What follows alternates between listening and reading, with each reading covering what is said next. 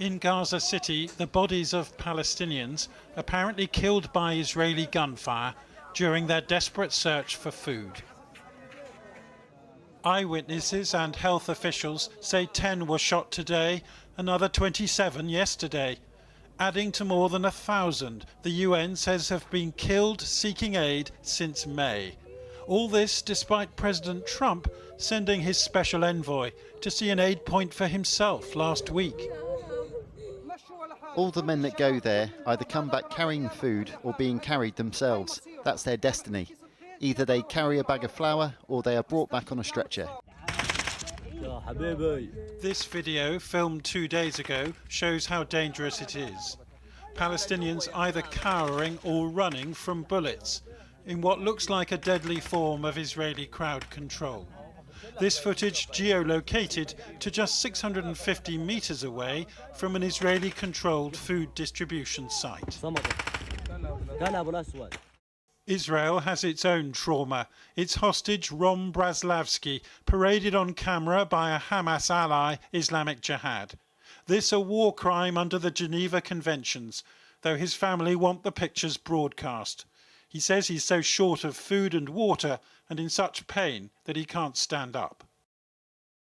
And confined to a narrow tunnel, Tamar Davids, held for over 500 days now, forced to dig his own grave. His former fellow hostage saying it was routine for them to be denied food by Hamas. They eat much better than we received. I mean, they used to brag upon that they stole a lot of the humanitarian supply that was supposed to be to the people, and they stole it, and they had everything like meat, fish, carbs, bread, everything that they need, vegetables, fruits, just everything. The Israelis have caved in to international pressure for over a week now, allowing foreign governments to drop food, with more permitted to cross by land as well. This man's voice counting more than any other. We don't want people going hungry, and we don't want people to starve, and there's some bad things happening. But Palestinians are fighting amongst themselves to get hold of what arrives.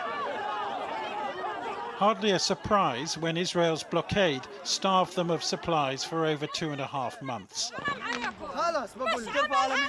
And President Trump has not reined in Israel's military strategy, which is hardening. Israel's Prime Minister said to be mulling this ultimatum to Hamas: no more phased ceasefires, instead total war until all the hostages are freed and Hamas agrees to disarm. We must continue to stand together and fight together in order to achieve all the war's objectives, defeating the enemy, freeing our hostages, and ensuring that Gaza will no longer pose a threat to Israel. That's a strategy which leaves these hungry people trapped between the refusal of Hamas to agree Israel's terms on releasing some 20 living hostages and the determination of Israel's leader to carry on this war, unless and until the Americans tell him to stop. Well, the family of the Israeli hostage Tamar Davids have condemned Hamas for releasing those videos showing their relative skeletal and emaciated, and have accused the group of deliberately starving him to death. Earlier, I spoke to Tamar Eshet, Evyatar's cousin, and I asked her what she thought when she first saw those images of her cousin and the proof that he was alive. When I heard there's a video, I wanted to see it, and once I opened it, it was really devastating. I couldn't imagine what I just witnessed. Yes, and what effect has it had on the family? It's very hard to see someone you love, someone you know, in this position,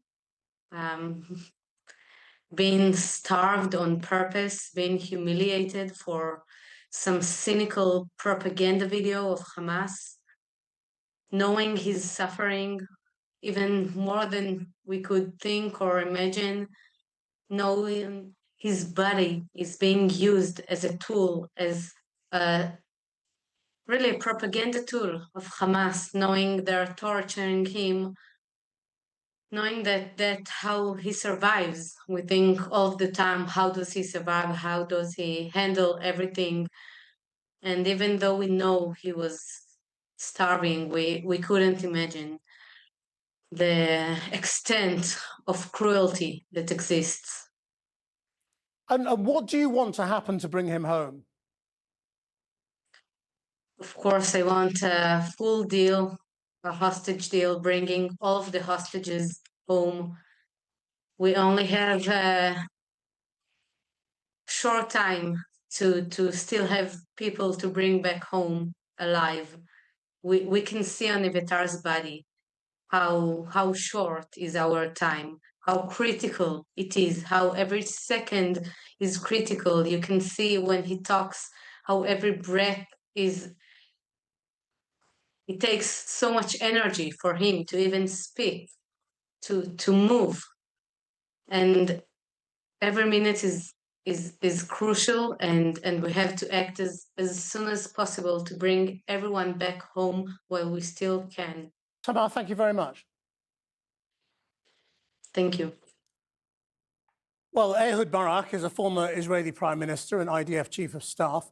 He's one of roughly 600 retired Israeli officials, including heads of the intelligence services, who signed an open letter to Donald Trump, calling on him to pressure Israel to immediately end the war in Gaza.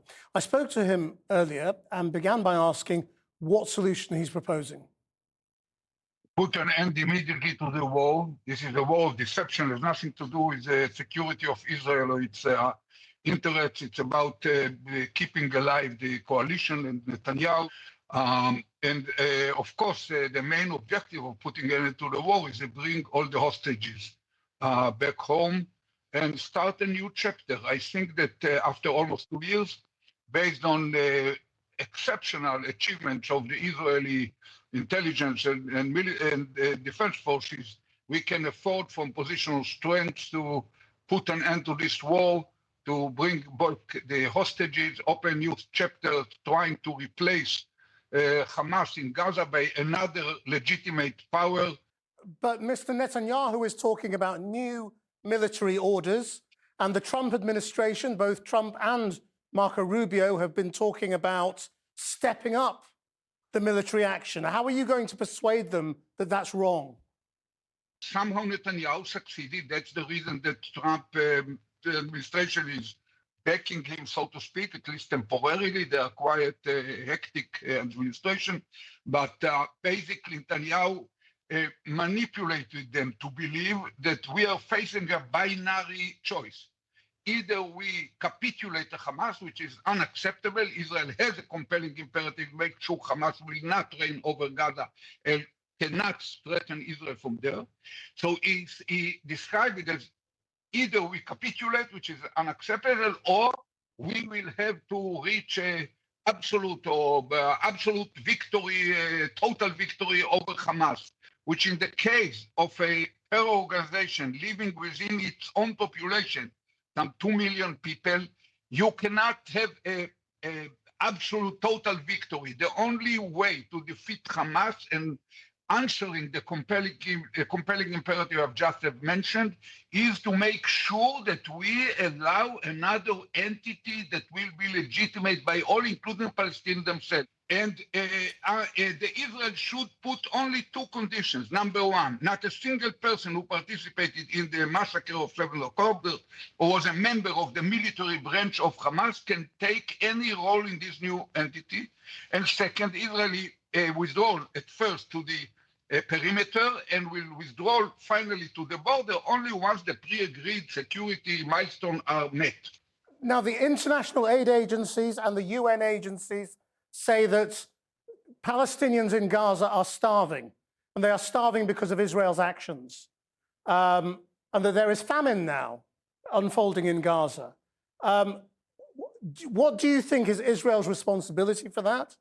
And do you think the Prime Minister should face war crimes investigations?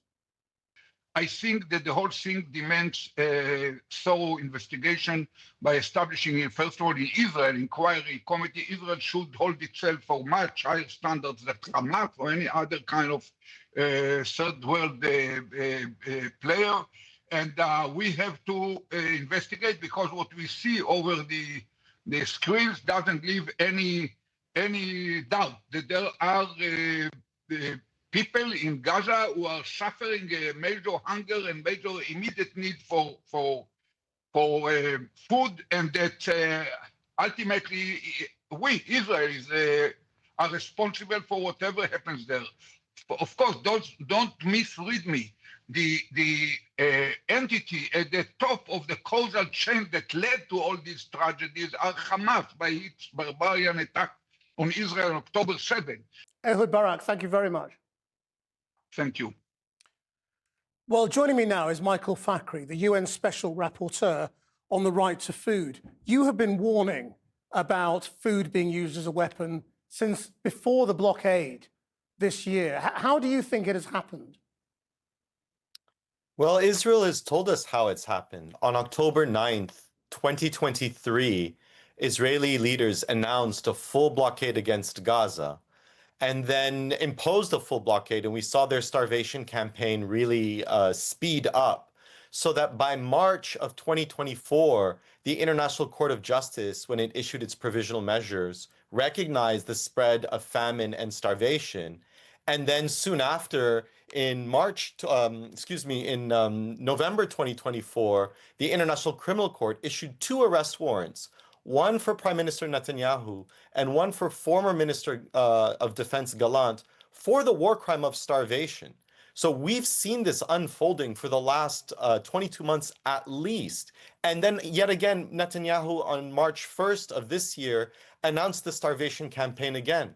So that from March 2nd to May 19th, for approximately 78 days, nothing entered Gaza. No food, no water, no medicine, nothing. It was a near 80-day full starvation campaign most recently. And this is where we're at today. If Israel goes to a 100% occupation of Gaza, what will that mean? Israel's been occupying Gaza since 1967. This is what the International Court of Justice has found, and that occupation has been illegal. It uses different methods in terms of how it's been occupying. Where we saw from 2005 or 6 is Israel withdrew its troops from Gaza, surrounded and imposed a full siege around Gaza since 2007.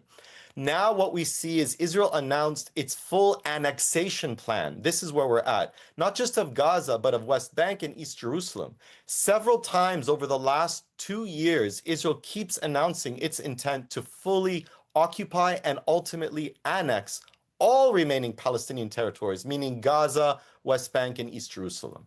Now, Israel believes most of the UN is biased against it, including you and the Human Rights Council that appoints you and colleagues, other special rapporteurs.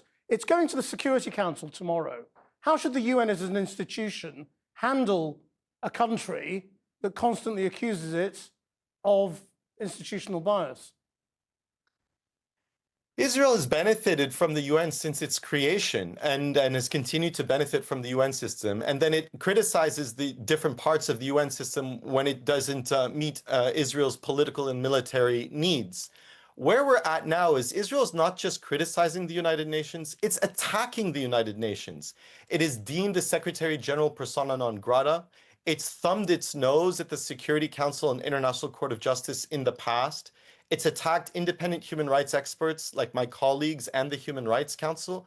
Moreover, it's actually attacked UN staff. It's killed a record number of UN staff in the last 22 months, more so than any war since the creation of the UN. And it's shot at UN peacekeepers in southern Lebanon. And I've heard ambassadors say that when Israel attacks the UN, it's attacking the world. Michael Fakri, thank you very much. Thank you.